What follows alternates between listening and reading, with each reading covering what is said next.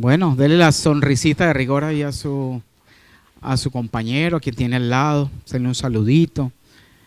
Y vamos a conectarnos con la palabra en esta mañana, en esta tarde, perdón, en esta noche ya, y mañana para los de la mañana. El título para hoy se llama Expresando un amor verdadero. ¿Cómo se llama?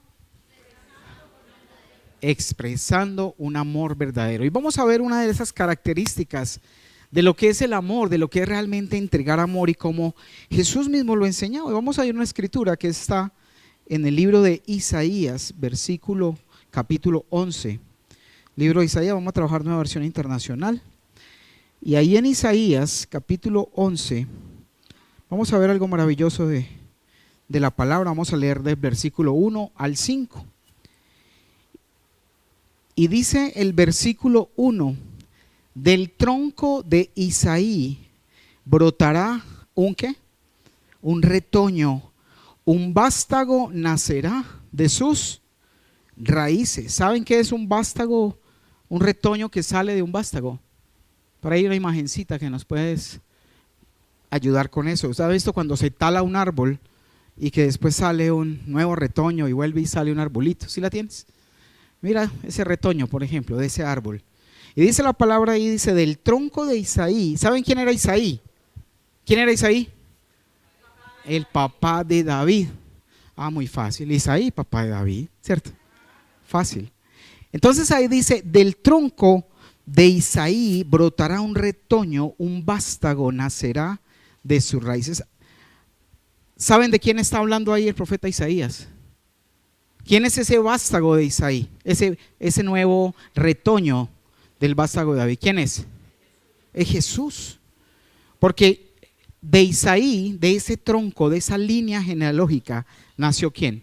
Nació el rey David, pero también nació Jesús. Porque Jesús es descendencia de la tribu de Judá, a la cual pertenecía ¿quién? El rey David. Normalmente el David significa también el amado, y cuando habla del amado, habla de Jesús, ¿sí? Dice entonces en el versículo 2, el Espíritu del Señor. Miren lo que está hablando de las características de Jesús. Versículo 2, el Espíritu del Señor, ¿dónde? Reposará sobre ¿quién? Sobre Jesús. Número 1, el Espíritu de ¿quién? Del Señor, el Espíritu de Jehová, el Espíritu del Padre. También dice el Espíritu de sabiduría, el Espíritu de entendimiento, espíritu de ¿qué? Consejo, espíritu de poder, espíritu de conocimiento y de temor. ¿Cuántos espíritus hay ahí? 7. Y el primero es el Espíritu del Señor que reposa sobre él. Espíritu del Señor, número 1.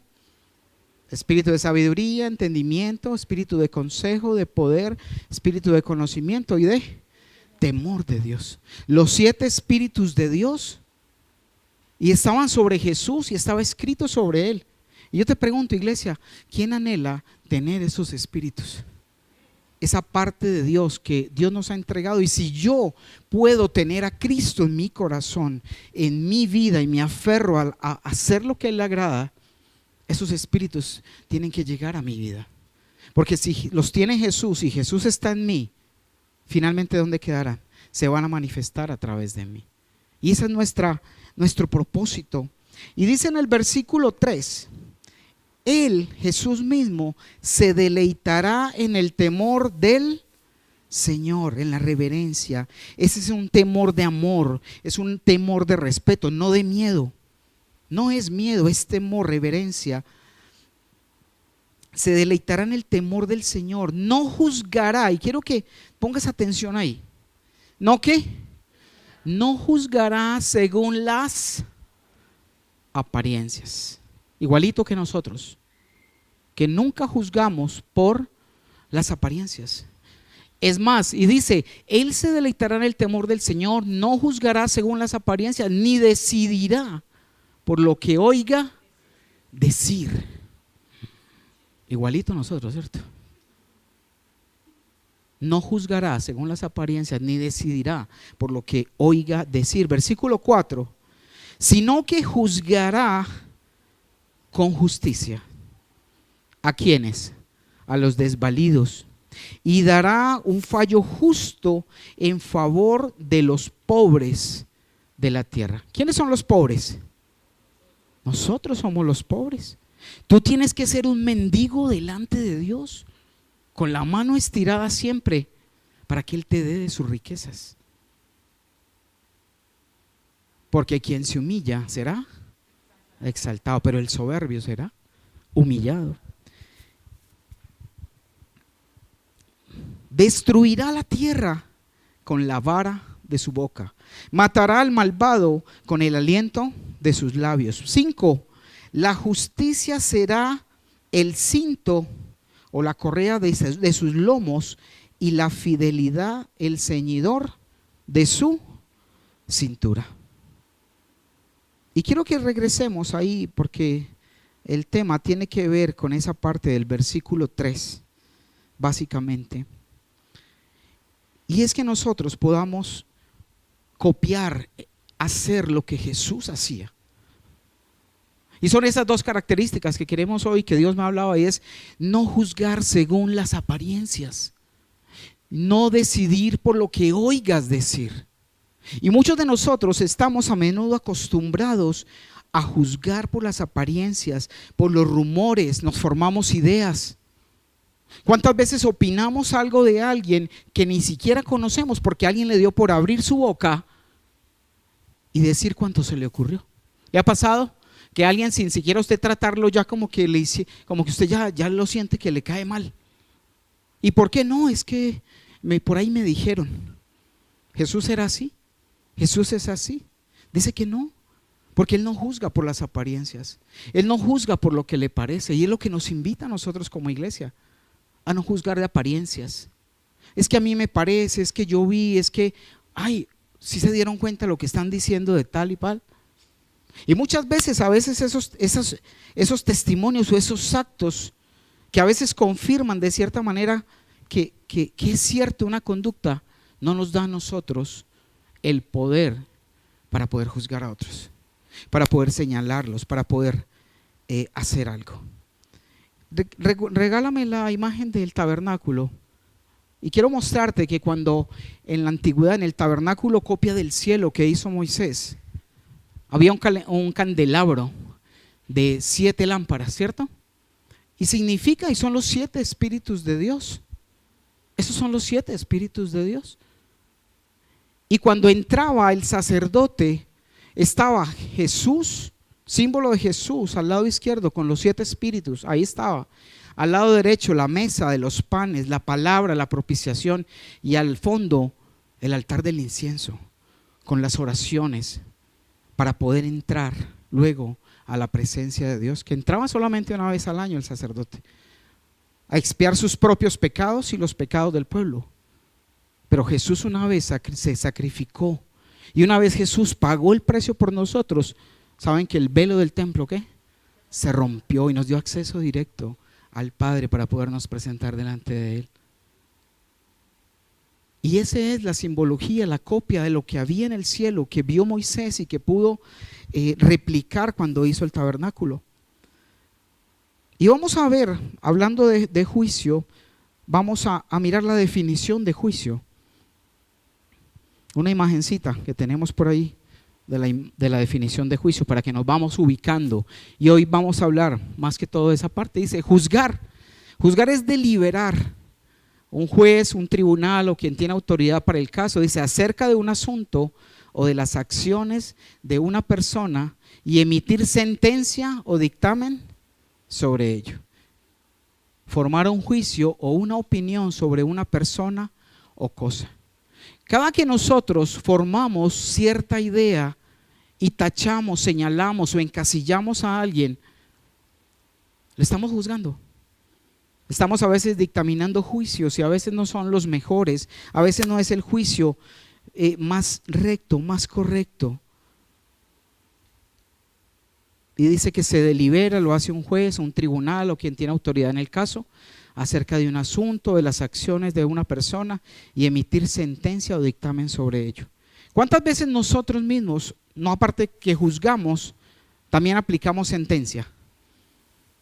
¿Alguno de ustedes ha sufrido o hizo de que no le volviste a hablar a alguien? Porque le aplicaste la condena de una vez. Y la condena fue que no se merecía recibir tu saludo, tus palabras. Y es algo que solamente es un atributo de Dios, el juzgar, el tener juicio. Y veíamos y vamos a ver ahorita en las Escrituras cómo Jesús, que es nuestro modelo a seguir, cómo nos enseña acerca del juicio, acerca de aquellas situaciones que muchas veces vemos en nuestra casa, en nuestra familia, en cualquier lugar. Y vamos a ir a Juan, capítulo 8. Y la historia que vimos ahorita, ahí en dibujitos, vamos a leerla. Del versículo 1 al versículo 11. Y vamos a poner mucha atención, vamos a leer ahí, si quieren, las pantallas para seguir la lectura. Y dice, pero Jesús se fue al monte de los Olivos, 2. Al amanecer se presentó de nuevo en el templo. ¿Qué hizo Jesús ahí toda la noche? En la presencia de Dios. No dice que se fue a la casa, no, dice fue al monte de los Olivos y al amanecer se presentó de nuevo en el templo. Toda la gente se le acercó y él se sentó ¿a qué? Él se sentaba a conversar, a hablarles de la palabra. Versículo 3. Los maestros de la ley y los fariseos llevaron entonces a una mujer sorprendida en el ¿qué? Adulterio. ¿Qué es adulterio? Cuando una persona está casada y tiene relaciones sexuales con otra que no es su esposa, eso es adulterio, o su esposo. Entonces llevaron a una mujer sorprendida en adulterio y poniéndola en medio del grupo. ¿En cuál grupo? Del WhatsApp, ¿no? En el grupo donde Jesús estaba hablando, enseñando, se la pusieron en medio. Como quien dice, estás enseñando y hablando cosas de Dios. Vamos a ver ahora qué decides y qué haces, porque siempre buscaban a Jesús para tenderle trampas, a ver si él negaba, si él descartaba las leyes de Moisés. 4.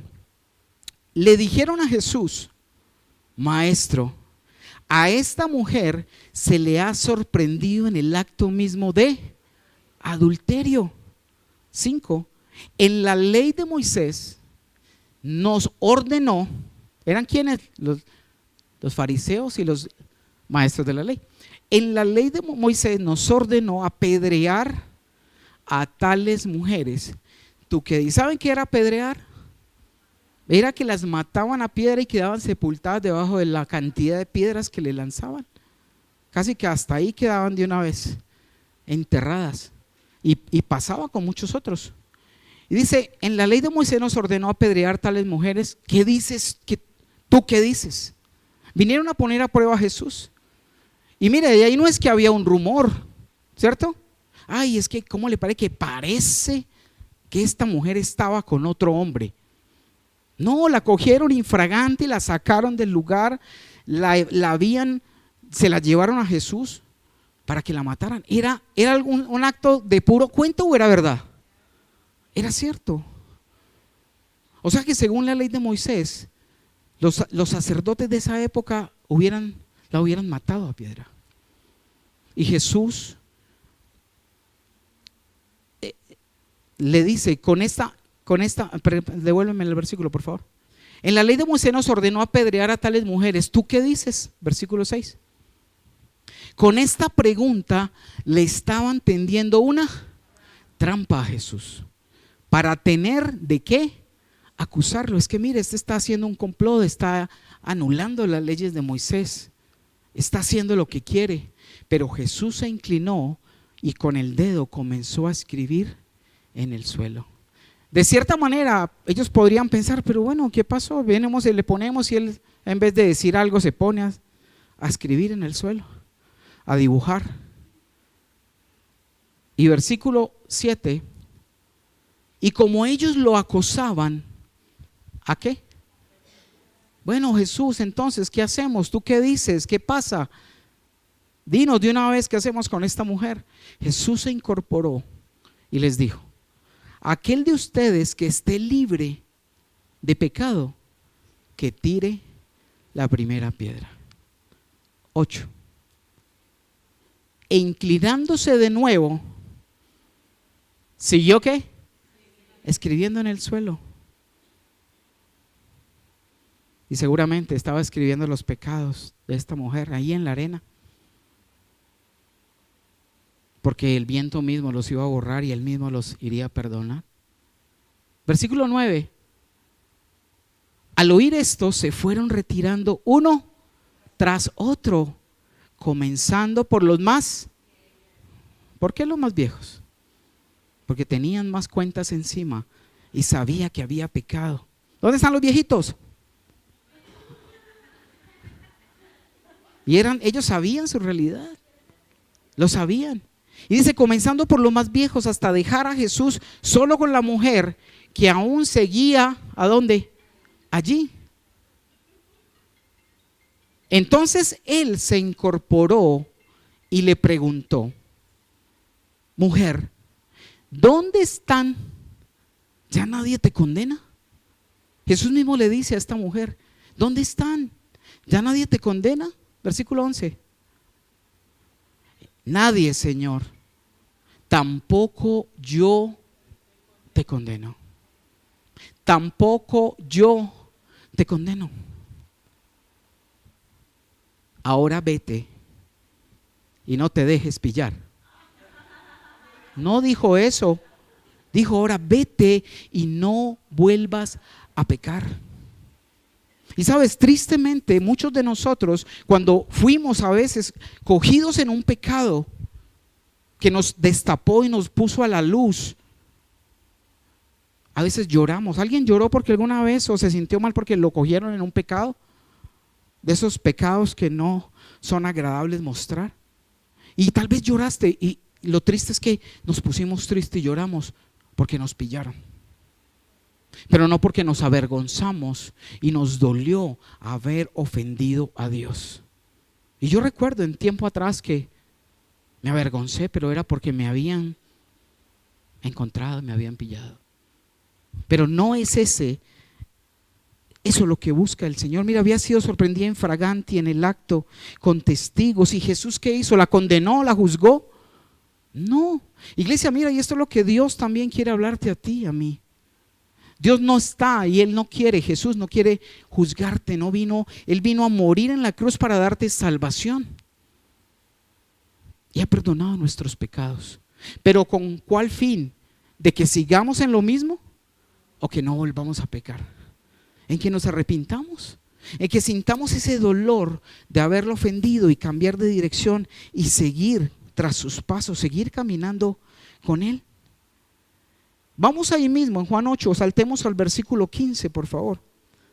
Y dice el versículo 15, ustedes, se repite lo de Isaías, pero en palabras de él mismo. Dice, ustedes juzgan, ¿según qué? Criterios humanos. Yo en cambio no juzgo a nadie. Y hay otro versículo que dice, yo no los juzgo y no vine a juzgar al mundo, pero la palabra que os he dado, ella misma los juzgará en el día del juicio. Porque Él vino a amarnos, vino a darnos libertad, vino a libertarnos. Y sabes, hay una cosa y es que, ¿dónde está la fuente de amor verdadero? ¿Quién es la fuente de amor verdadero? Dios mismo es la fuente de amor. ¿Cómo llegamos a esa fuente de amor? ¿Cuál es el camino? Él es el camino. Vamos allá al versículo 19 de ese mismo. Y le preguntaban a Jesús, ¿dónde está tu Padre? Los mismos que venían a señalarlo, ¿dónde está tu Padre? Si supieran quién soy yo, sabrían también quién es mi Padre. Iglesia, a veces decimos, yo quiero que Dios me hable, yo quiero ver a Dios, quiero sentir a Dios. Pero Jesús mismo lo dice, si supieran quién soy yo, sabrían también quién es mi Padre. ¿Cómo buscar a Dios? A través de Jesús, porque cuando buscamos a Jesús y nos acercamos a Él, estamos conociendo a nuestro Padre. Estamos buscando a Dios. Estamos encontrándonos con Él cada día. También otros reconocían las palabras de Dios, y vamos a ir a Lucas 20:21. Lucas 20:21, y dice así: Maestro, dijeron los espías, habían mandado unos espías para seguir teniéndole trampas a Jesús, para poder coger en algo, en alguna palabra, alguna cosa que lo pudieran acusar.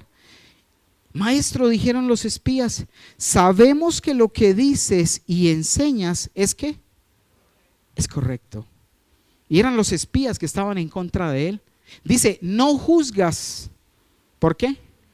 Por las apariencias, sino que de verdad enseñas el camino de Dios. Entonces, algo que yo recibía de parte del Señor es que si realmente tú estás aprendiendo y te están enseñando el verdadero camino de Cristo, no te pueden enseñar a juzgar. No nos pueden enseñar a juzgar. ¿Alguien aquí le han enseñado a juzgar? Nadie juzga, no. Nos enseñaron a juzgar desde la casa, ¿o no? ¿Cierto que sí? Y por ahí escuchaba a alguien por ahí que decía, incluso hoy, antes de entrar, alguien por ahí pasó, no de esta iglesia, porque esta iglesia no, muy juiciosos. Alguien que pasaba y decía, no, es que, y estaban hablando de otra persona. Y decía, no, es que Dios hizo a medio mundo para que se coma al otro medio mundo. Y yo, ¿eso dónde lo dice? Sí. Pero es lo que muchas veces nos han de pronto mal enseñado y hemos aprendido a juzgar, a estar siempre señalando, a estar pensando cosas. Y mira, el único que conoce el corazón de cada uno es ¿quién? Dios. Por eso los juicios de Dios son verdaderos, los juicios de Dios son reales. Y cuando Él nos juzgue en el día del juicio, sea el juicio de los creyentes o de los incrédulos, depende de donde usted quiera ir y decida ir, Dios nos va a juzgar por lo que ha habido en nuestro corazón. Dios nos va a pedir cuentas por aquellos pecados que nunca fueron cubiertos por la sangre de Jesús. Pero si usted los hace cubrir de ahora y reconoce y se arrepiente y se aparta, no vas a tener ese juicio. No vas a tener que dar esas cuentas porque vas a corregir tu camino y te vas a apartar en esa parte. No juzgas por las apariencias, sino que de verdad enseñas el camino de Dios. Y quiero hablarte de un versículo, de una cita que muchos de nosotros, ¿quiénes aquí llevan conociendo de Dios más de 5 años, por decir algo? Más de 10 años. Aquí hay muchos viejitos, más de 20. Sí, que escuchábamos y que conocimos la palabra. Y yo recuerdo que había un versículo, vamos a primera de Corintios 2:15. Y muchas veces fue mal enseñado, mal leído, mal interpretado. Y con eso pensábamos que teníamos autoridad de juzgar.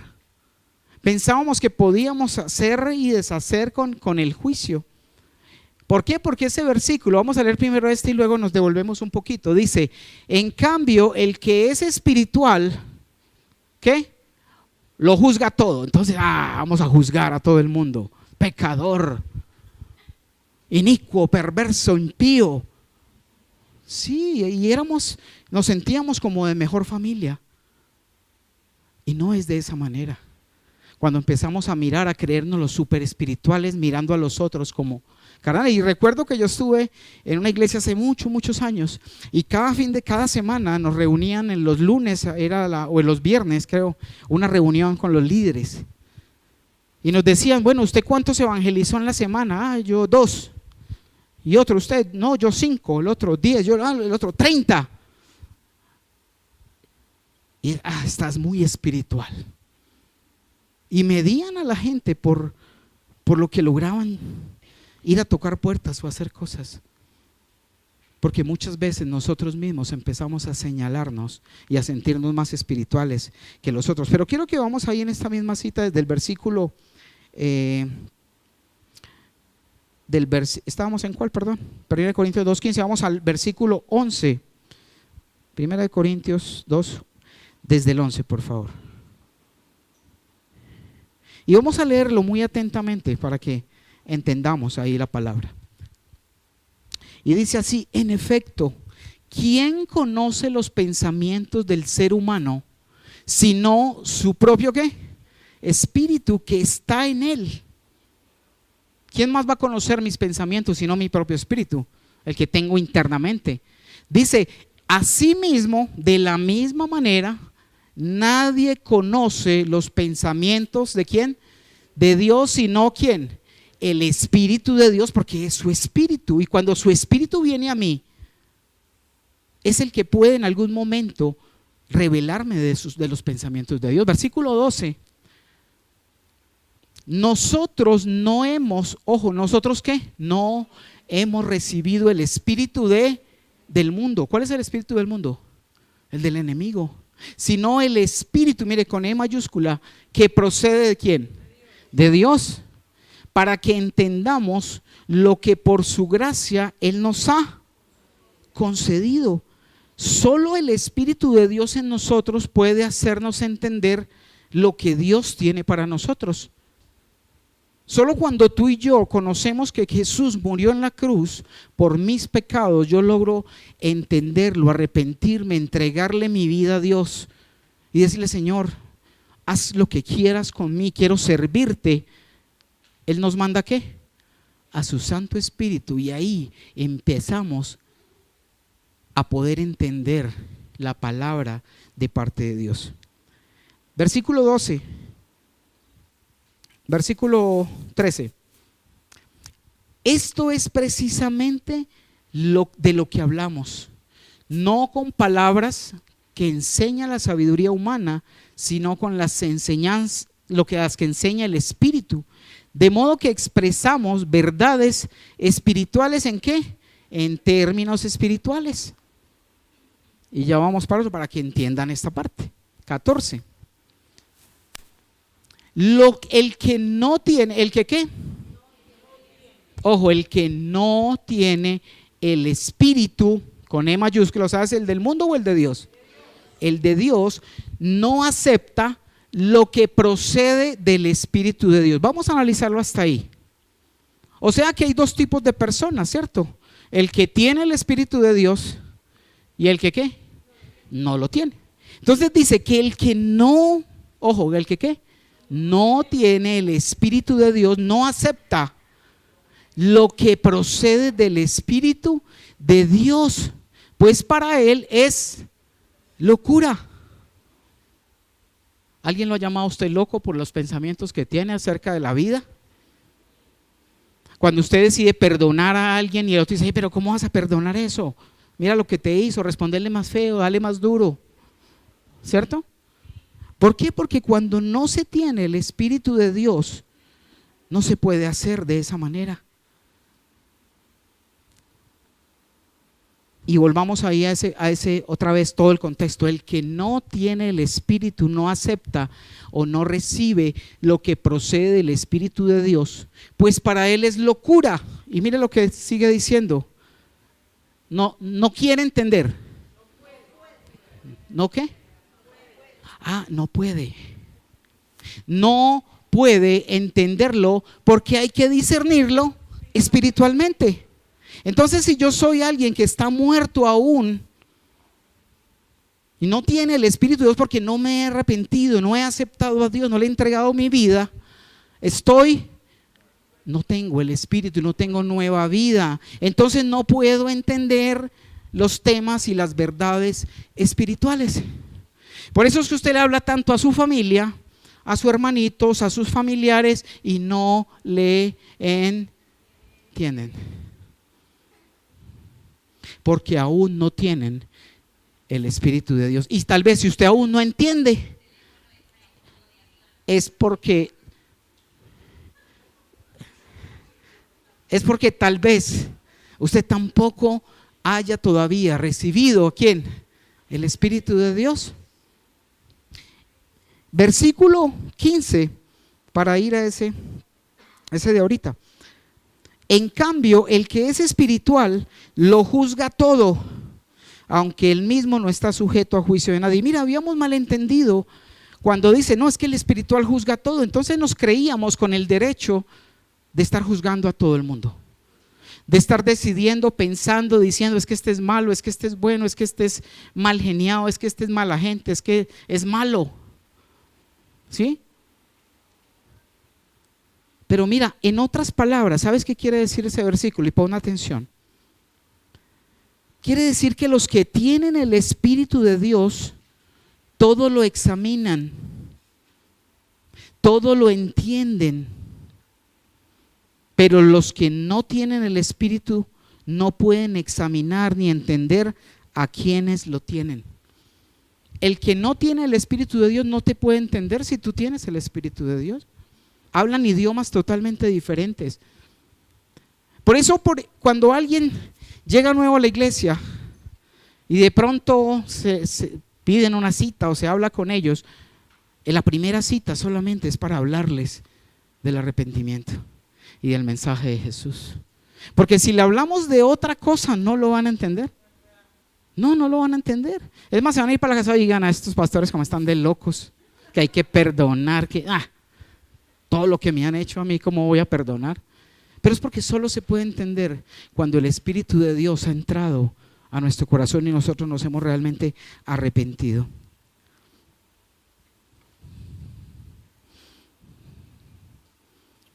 Y decimos, ¿cómo voy a perdonar si esa persona es tan mala, me hizo tanto daño? Y siempre vamos a estar buscando la justificación de nuestro pecado. Mira, hoy me causaba curiosidad, Dios me hablaba algo, o sea, recibía de Dios algo, y es que hoy en día el café viene sin ¿qué? Sin cafeína, ¿cierto? Entonces hoy en día usted toma café pero sin cafeína, o sea, ¿es café o no es café? De cierta manera.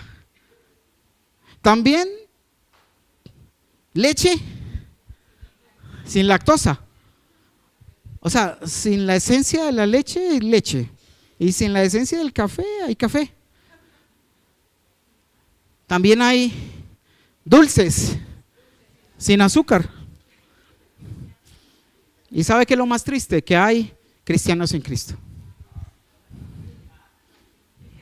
Estamos en ese mundo hoy día. Iglesia, mira, yo te hablo de verdad, porque cristiano no es solo venir a sentarse en una iglesia, no es solo venir a cumplir, es una relación personal con Dios para que Él trabaje, hable en nosotros. Y Dios me mostraba eso. Qué triste, estamos en esa época donde el café no tiene cafeína, la leche no tiene lactosa, pero los cristianos tampoco tienen a Cristo. Y usted se da cuenta porque no entienden las cosas espirituales. Y van a la iglesia, ¿y cómo estás en la iglesia? No, maravilloso, eso me encanta. No, yo voy porque me encanta la alabanza, brincar allá, los griticos, delicioso. Y la palabra, pues no estoy como de acuerdo con todo. Entonces, ¿a qué vienes a la iglesia? Un show muy rico, un show muy hermoso. Y en muchos lugares, qué triste que las iglesias son gigantes, pero ¿será que de pronto también hay cristianos sin Cristo? Y es posible que lo haya.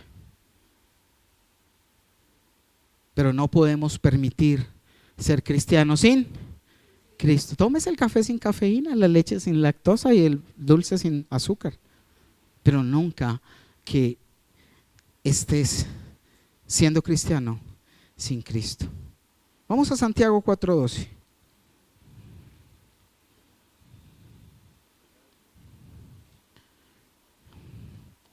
Y quiero que pongas atención ahí en esa parte. Estamos hablando de ¿qué? Juzgar, ¿sí? De no juzgar por apariencias ni por lo que me dicen otros, por el comentario, el run run, y formar mi ideas y juzgar y enmarcar a la gente. No hay más que un solo legislador. ¿Y qué? Y juez. ¿Cuántos jueces existen en el universo y fuera del universo? ¿Cuántos? Uno nomás. ¿Y quién es? Dice aquel que puede salvar y destruir. ¿Cómo así que salvar y destruir? Es que Dios destruye, sí. Él te puede salvar si tú aceptas el perdón y el sacrificio de Jesús que hizo por ti en la cruz y lo sigues y andas de su mano. Pero si desprecias ese sacrificio, te puede destruir. Ay, pero es que Dios destruye. Sí, Dios destruye. Ir al mismo lugar donde va a destruir a Satanás, al dragón y a la bestia, y al falso profeta. ¿Al lago de qué? De fuego. Ahí será ese lugar. Porque Él no hay más que un solo legislador y juez. Entonces, si solo hay uno, ¿qué hacemos tú y yo sentándonos en el trono de Dios a juzgar a otros? ¿Qué hacemos sentados en el trono de Dios? Córrase para allá, Señor, bájese que es que yo voy a juzgar hoy. ¿Cierto? Tú en cambio, ¿quién eres? ¿Quién te crees para juzgar a tu prójimo? Mira lo que es fuerte la palabra, pero es clara, contundente. ¿Quién eres o quién te crees para juzgar a tu prójimo? Que pretendemos conocer las razones por las cuales alguien hizo algo o no lo hizo. Y estamos seguros que lo hizo porque tenía malas intenciones, que me quería en la mala, me quería hacer. ¿Tú qué sabes? Trata de pensarlo mejor, pero no nos podemos sentar en el trono de Dios. Vamos a Romanos 2, por favor. Desde el versículo 1. Y quiero que sigamos leyendo con mucha atención, porque la palabra es la que te habla a tu corazón. Y mira, sigamos la lectura y dice: por tanto, no tienes, ¿qué dice? Excusa tú, o sea, yo, ¿cierto?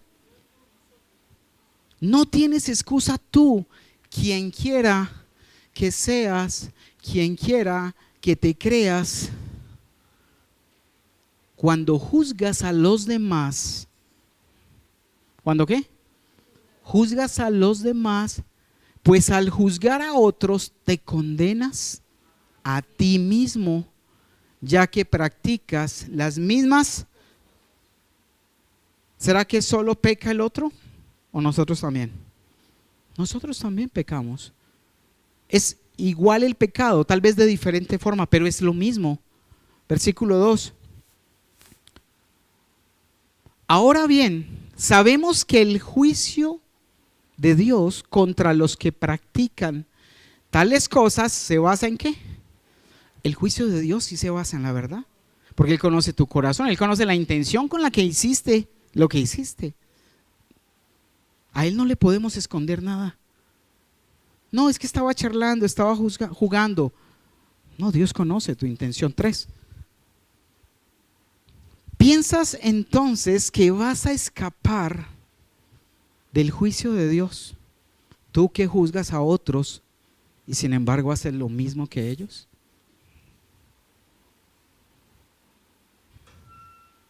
Y mira, es algo que tristemente ha estado pegado en nuestra vida, en nuestro corazón. ¿Y cuántas veces vamos a esas reuniones familiares que uno con el tiempo deja de frecuentar? Porque cuando uno ya entiende que debe agradar a Dios, termina revuelto, que termina sentado a la mesa de ahorita lo compartí la pastora en la cena. Y venimos a la mesa, ustedes aquí están en la mesa del Señor comiendo del pan de la palabra. Pero a veces nos sentamos en la mesa del Señor y nos vamos a comer en la mesa de los demonios. A todo lo sacrificado, a todo lo del mundo. Y es algo que se entiende solo en el tiempo cuando tú te dedicas a Dios. Porque tampoco te juzgamos, pero cuando tú entiendas ese amor de Dios, es donde empiezas a agradar y hacer la voluntad de Él. Y volvemos ahí. ¿Piensas entonces que vas a escapar del juicio de Dios, tú que juzgas a otros y sin embargo haces lo mismo que ellos? 4.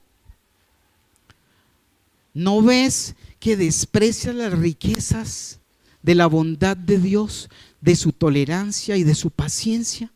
Mira, Dios está teniendo paciencia con todos nosotros.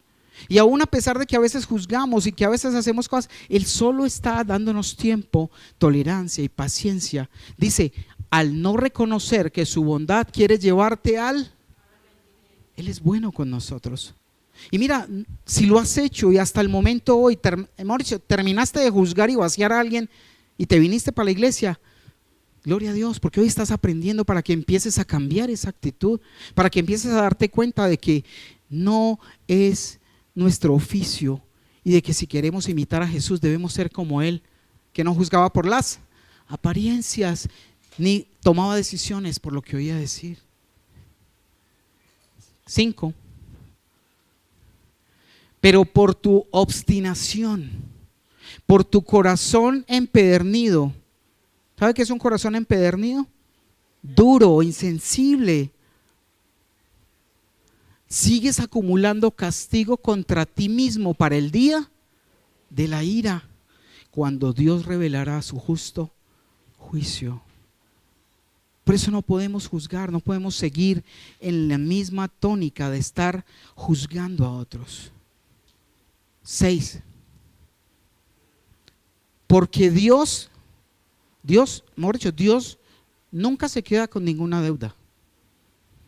Ahí dice, porque Dios pagará a cada uno según lo que haya hecho. Él nos va a pagar. Y a veces nos sentimos, y en la prédica pasada hablamos de que Dios no puede ser burlado, no nos podemos burlar de Dios, porque lo que sembramos, eso recogemos. Porque Dios pagará a cada uno lo que haya hecho. Siguiente, 7. Él dará vida eterna, ¿a quién? A los que perseverando en las buenas nuevas obran, o en las buenas obras, buscan gloria, honor e inmortalidad. Miren, no es malo buscar gloria, honor e inmortalidad, pero no aquí en la tierra, sino ¿dónde? En el cielo. Él dará vida eterna a los que perseverando en las buenas obras buscan gloria, honor y ¿qué? E inmortalidad. Versículo 8. Mira lo que dice. Pero los que por egoísmo, ¿por qué? Y ahí vamos a detenernos un momento.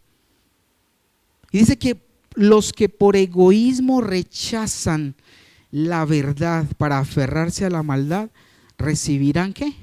El gran castigo de Dios. Mira, ¿sabes una cosa, iglesia? El egoísmo muchas veces no te deja perdonar a aquella persona que te hizo mal. Porque pobrecito de mí, pobrecito yo, todos me hacen daño, todos me ignoran, nadie me quiere, todos me odian. Ya sabe el resto. Y es por ese mismo egoísmo que nosotros queremos estar aferrados al mal y no desechamos aquello que nos está haciendo daño, porque estamos juzgando y no estamos perdonando a aquellos que nos hicieron daño. ¿Aquí a alguien le han hecho daño? ¿Ustedes han hecho daño? Pero ustedes lo han hecho sin culpa, ¿cierto? Sí, porque siempre nosotros hemos hecho daño sin culpa, aparentemente. Pero otros nos han hecho daño y ahí sí decimos, no, es que nos hicieron daño adrede. Y no sabes si fue de esa manera. Entonces ahí donde dice, pero los que por egoísmo rechazan. Mira, algo triste, algo que no es de un hijo de Dios es que te estés victimizando. Porque es que Cristo ya murió en la cruz, pagó, te perdonó, te limpió y tú sigues ahí, moco tendido, victimizándote, pobrecito de mí. No, tienes que soltar, tienes que perdonar, tienes que dejar de juzgar. Es que mi papá era muy malo, es que me abandonó, es que me dejó tirado, es que me dejaron una canasta ahí en la puerta de un convento. Sí, pero Dios te planeó, te trajo y ahora te tiene vivo y mira, te ha cuidado.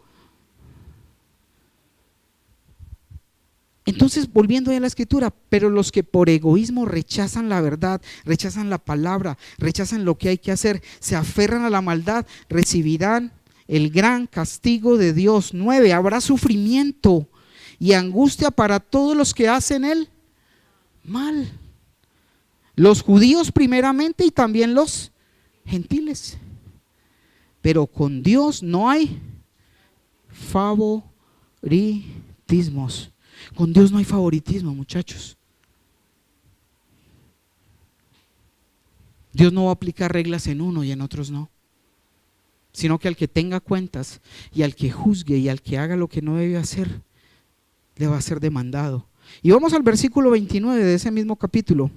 Y quiero que recibas esto muy especialmente. Y mira, tú y yo, si somos cristianos, si somos hijos de Dios, si somos hermanos de Jesús, ¿Jesús era qué? ¿Gentil o judío? ¿Ah? Jesús era judío. ¿Sabes? Cuando tú y yo, cuando tú puedas ir a Jerusalén, vas a ir a tu tierra, porque eres judío.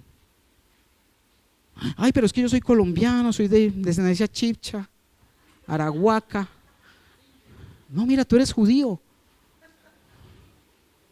Y esta escritura lo dice. Mira, el verdadero judío lo es interiormente. ¿Quién es? Yo soy judío. ¿Ustedes, alguien aquí es judío? Porque los judíos son la descendencia de Judá, la descendencia de Jesús, y por eso se llaman judíos, o se llamarían judaos, pero no, es judíos, porque son descendientes de la tribu de Judá, de la cual fue Jesús. Y dice que nosotros, dice, el verdadero judío lo es. Y cuando dice la Biblia, y en esa parte que leíamos, que el juicio va a venir primeramente ¿a quién? A los judíos, que es el pueblo de Dios, y después a los gentiles. Y cuando estudiamos los juicios, primero, ¿cuál juicio es primero? El tribunal de Cristo, de los creyentes, y el último es el de los incrédulos, que son los gentiles. Aunque éramos gentiles, hemos sido adoptados e injertados en el árbol ¿de quién? De la descendencia de Jesús. Y dice, el verdadero judío lo es que, ¿aquí hay judíos interiormente? Sí, porque de pronto usted puede estar circuncidado y eso pues no lo hace judío, ¿cierto? Y dice, y la circuncisión es la del corazón. Cuando nos quitamos ese prepucio, esa carne viciada, y el Espíritu Santo nos arranca ese pedazo de carne que produce odio, que no nos deja ver, que nos hace ciegos a la verdad. Eso es lo que Él hace en nuestro corazón cuando le damos entrada. Y dice, el verdadero judío lo es interiormente, y la circuncisión es la del corazón, la que realiza ¿quién? El Espíritu te hace la circuncisión en el corazón. Cuando tú te dispones, iglesia, cuando tú abres tu corazón, los judíos abrían sus piernas para ser circuncidados en la carne. Tú abres tu corazón para que el Espíritu Santo corte esa carnosidad y deje tu corazón limpio y expuesto delante de la presencia de Dios. Y la circuncisión era eso, era sombra de la circuncisión que venía a ser el Espíritu Santo ahora, la que realiza el Espíritu, no el mandamiento escrito. Al que es judío así, lo alaba a Dios y no la gente. Mira, iglesia, y ten presente esto que te voy a decir. La verdadera circuncisión no consiste meramente en obedecer un mandato escrito. ¿Cómo así? Hay muchos que creen que son ya hijos de Dios porque obedecen algo que está escrito, que dice que no se puede hacer, pero solo lo hacen porque la ley lo dice que no lo puede hacer, no porque su corazón haya sido transformado y decida no querer hacerlo. ¿Estamos? ¿O te lo repito? Ser judío, ser hijo de Dios, no es solamente obedecer algo que está escrito, que dice no mate, entonces no mato, no robo, no, es cuando mi corazón ha sido transformado por el Espíritu Santo, ha sido mudado con un corazón transformado y busca la aprobación de Dios y no la de la gente.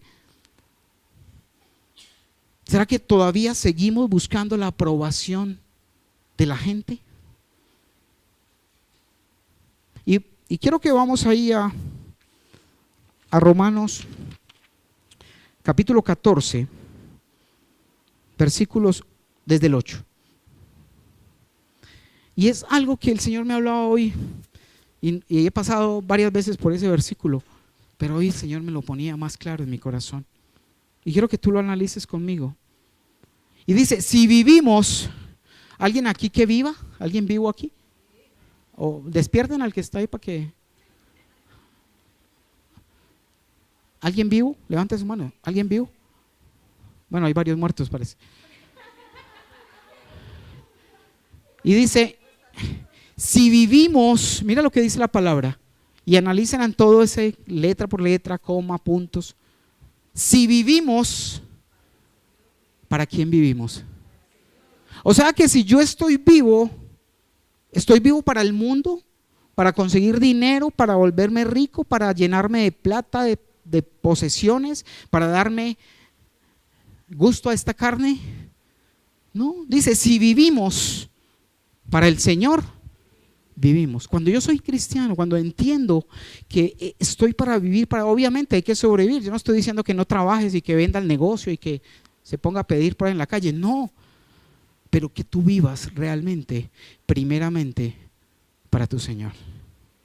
Dice, si vivimos para el Señor, vivimos. Y si morimos, o sea que si yo no vivo para el Señor cuando muera, ¿para quién voy a morir? Para el enemigo. Y así tienes que leer la palabra. Porque si vivimos y estamos vivos es para vivir para Él, para agradarlo, para seguirlo, para obedecerle, para darle gusto, para amarlo, para conocerlo cada día. Y si yo muero y he vivido para Él, pero muero para Él, también voy a morir, porque voy a estar en su presencia. Pero si yo no vivo para Él, cuando muera no va a ser para Él. ¿Capiche? Así pues, sea que vivamos o que muramos, del Señor somos. Sea que ¿qué? Que vivamos o que muramos, del Señor somos. Ojo, si estamos viviendo para Él. Porque a veces lo hemos dicho de manera muy religiosa. No, es que yo sé que si vivo, vivo para el Señor, y si muero es para el Señor. ¿De verdad estás viviendo para Él? Sí. Y hemos tenido un evangelio laxo, un evangelio como, ay sí, mucha promesa, mucha palabra, pero ¿dónde está la vida? 9. Y mira la palabra como es declara. No lo hablo yo, lo habla la palabra. Para esto mismo murió Cristo y volvió a vivir, para ser Señor tanto de los que han muerto como de los que aún viven. Y va a ser Señor siempre, porque aunque estés o aunque alguien esté en el infierno, Dios siempre será el Señor, solo que ya es demasiado tarde. Mira, y tengo que decirte algo que también me venía a mi mente. Mira, si tú vives para el Señor, morirás para Él. Y es mentira que tú te mueres y que con 9 días que te hacen una novena vas para el cielo ya porque pagaste toda tu purga. Eso es falso. Si no, Lucas 16 estaría Jesús mintiendo cuando dice que hay un abismo entre los que van al Seol y los que van al cielo, y no se puede pasar de un lado al otro.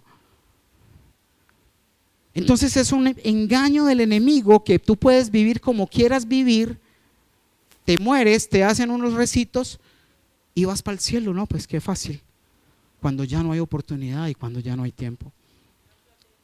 Versículo 10. Tú entonces, ¿quién? Yo. Tú entonces, ¿por qué? Ojo, ¿por qué? ¿Cómo? Diga, ¿por qué juzgas a tu hermano? O digámoslo así, ¿por qué juzgo a mi hermano? O tú, ¿por qué lo menosprecias? Mire, no solo juzgar, es menospreciar. ¿Sabes qué es menospreciar? Darle menosprecio del que se merece. Y dice la Biblia que siempre ten como superior o más alto a tu prójimo. Siéntete inferior tú, pero no por debajez al otro, porque somos hermanos. Todos tendremos que comparecer ante el tribunal de Dios. 11. Está escrito, tan cierto como que yo vivo, dice el Señor, ante mí se doblará toda rodilla y toda lengua confesará a Dios. Mire, en el infierno, en la tierra y el cielo, toda rodilla se doblará. Y aún desde el infierno se van a doblar rodillas, o desde el Seol se doblan, porque Él es el Señor, pero ya no hay nada que hacer. Y aunque supliquen, no hay forma de ir al cielo, porque el tiempo era aquí. No hay otro tiempo, no hay otra forma de hacerlo. Y terminamos con Lucas 6:7. Lucas 6, 7, como conclusión. Y dice así, concluimos y cerramos con esta. Así que los maestros de la ley y los fariseos, perdón, ahí, dame un segundito.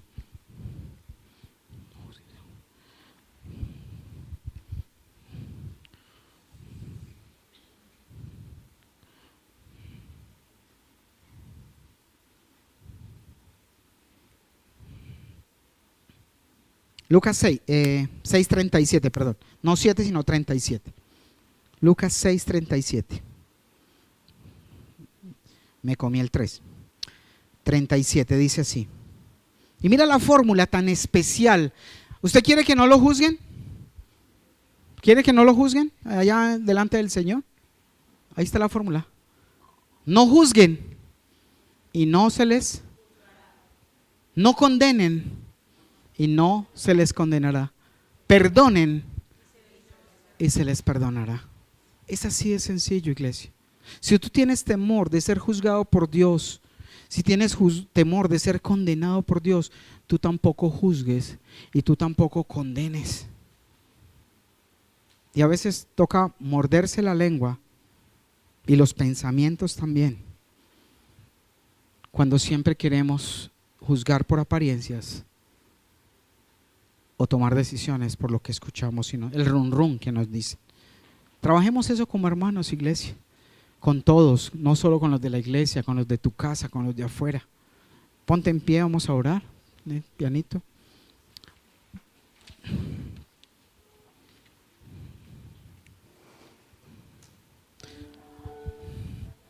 Padre Santo, te damos gracias, Señor. Hoy es un tiempo en el cual Jesús te repite que no te juzga porque vino a salvarte. Nosotros tampoco te juzgamos. Y si hoy la palabra ha hablado a tu corazón, te ha redarguido, es porque es su Santo Espíritu quien da el don de arrepentimiento. Tal vez nunca lo hayas hecho, pero hoy puede ser el día en el que tú hoy reconozcas tu pecado, tu juicio, tu condenación hacia otros.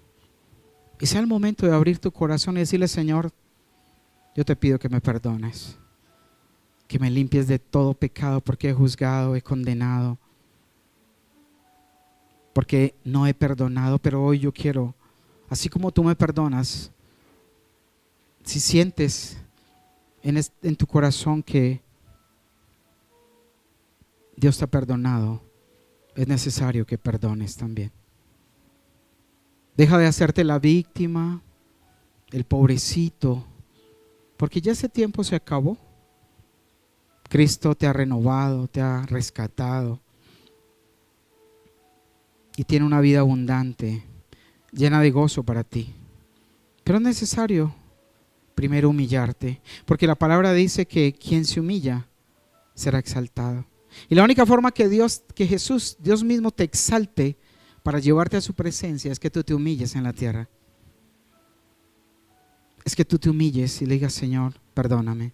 Que te postres a sus pies, que te arrodilles, que derrames de tus lágrimas y le digas: Señor, yo te pido perdón. Y hoy, Señor, yo te pido que entres en mi corazón. Yo te pido que me des ese espíritu nuevo. Tal vez no sabes cómo lo vas a hacer, pero Él sí sabe. No te preocupes si tal vez ahora sientes que no puedes cambiar, sientes que te dominan todas esas tradiciones, tu manera de ser, la forma en que te comportas, pero Dios hace cosa nueva y Él quiere darte un espíritu nuevo para que puedas entender sus verdades. Porque si no tienes el Espíritu de Dios, es imposible entender las verdades espirituales. Dile: Señor, yo quiero entregarte mi vida. Si lo sientes en tu corazón, dile hoy: Señor, yo quiero seguirte. Yo quiero vivir para ti, mi Señor. Porque también cuando muera o cuando tú me llames a tu presencia, quiero morir para ti, Señor. Y así como Jesús murió por nosotros, dio su vida se alejó y se negó a su propia vida de rey por amor a ti y a mí, ahora reina. Ahora está en la presencia de Dios, resucitado, Rey lleno de gloria. Y nosotros aquí aguardamos su venida, actuando como Él actuó. Padre, enséñanos y dile, Señor, enséñame a no juzgar por las apariencias. Dile, enséñame, Señor, a no tomar decisiones por lo que oigo decir. Y perdóname porque he juzgado, porque he hecho las cosas que no te agradan, mi Señor. Padre, gracias por este tiempo, gracias por estos tus pequeños, gracias por tu palabra, gracias porque nos hablas al corazón. Gracias por animarnos y enseñarnos y por darnos la vida que nos has dado, Señor. Te damos gracias, Padre, te bendecimos en el nombre poderoso de Cristo Jesús. Amén. Bueno, iglesia.